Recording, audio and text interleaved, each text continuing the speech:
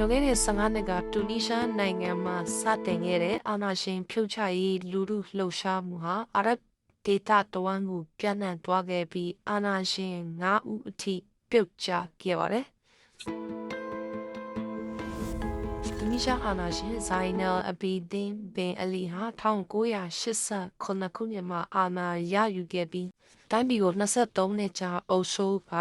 2011ခုနှစ်လူထုလှုပ်ရှားမှုအတွင်းမှာပြုတ်ကျသွားပါတယ်။ဗင်လီတဲ့တိုင်းပြည်ကနေထွက်ပြေးခဲ့ရပြီး2019ခုနှစ်မှာကွယ်လွန်ခဲ့ပါတယ်။ဒီကျအာဏာရှင်ဟိုစနီမူဘာရက်ကတော့1980ခုနှစ်မှာအာဏာရခဲ့ပြီးနှစ်ပေါင်း30အကြာ2011ခုနှစ်လူထုလှုပ်ရှားမှုအတွင်းမှာပြုတ်ကျသွားပါတယ်။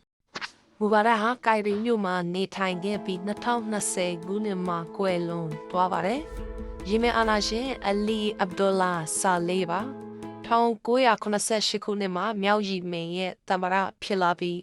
1990မှာတော့ယီမင်ပြည်ထောင်စုရဲ့သမ္မတဖြစ်လာပါတယ်။နှစ်ပေါင်း33နှစ်ကြာအာဏာကိုစုပ်ကိုင်ထားတဲ့ဆာလေးဟာ2012ခုနှစ်ယီမင်ပြည်သူတော်လှန်ရေးမှာအာဏာကပြုတ်ကျသွားပါတယ်။2019ခုနှစ်မှာတော့ဟူဒီတပုံနေရဲ့တပ်ဖြတ်ခြင်းကိုခံခဲ့ရပါတယ်။လက်အာဏာရှင်မွန်မာကာဒါဖီဟာ1969ခုနှစ်မှာစစ်အာဏာသိမ်းပြီးနိုင်ငံကိုစအုပ်ချုပ်ပါတယ်။2011ခုနှစ်လူထုအုံကြွမှုမှာကာဒါဖီအစိုးရပြုတ်ကျခဲ့ပြီးအဲ့ဒီနှစ်မှာပဲတော်လိုင်းအဖွဲ့ရဲ့တပ်ဖြတ်ခြင်းကိုခံခဲ့ရပါတယ်။သူကတော့ဆီးရီးယားအာဏာရှင်ဘာရှာအယ်အာဆာပါ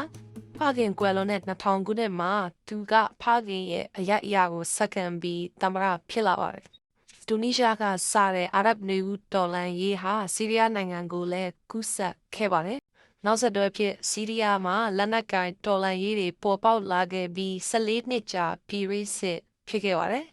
2024ခုနှစ်မှာတော့တပုံအဖွဲ့ကမြို့တော်ဒမတ်စကတ်ကိုသိမ်းယူပြီးတဲ့နောက်အာဆတ်လင်ရုရှားနိုင်ငံကိုထွက်ပြေးခိုးလုံသွားခဲ့ရပါတယ်